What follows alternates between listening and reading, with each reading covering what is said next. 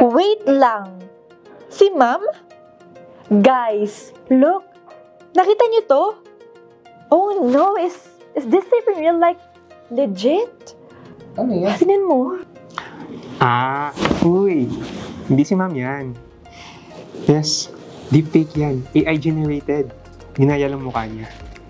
Legit ang pagkakagawa. Pati boses. Parang totoo. Exactly. Ganyan na ka-advance ang mga AI ngayon. Pero, huwag kayong matakot.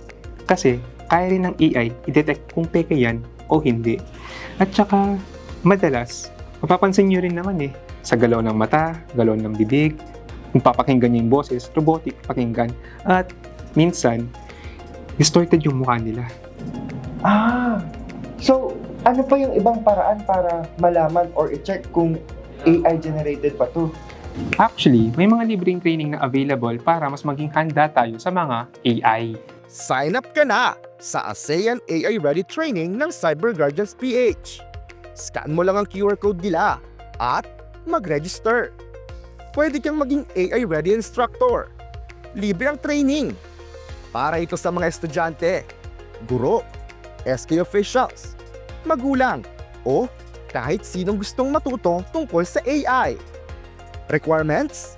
Simple lang. At least 17 years old, may passion sa digital literacy, online safety, o inclusive education. May interest o background sa AI. Kaya kung isa ka sa kanila, join the movement. Be an AI Master Instructor para sa ligtas at mas matalinong kinabukasan. Huwag matakot gamitin ng AI at i-level up ang buhay. Dapat AI ready. AI Ready ASEAN. Atid ng Cyber Guardians PH at CLTV 36.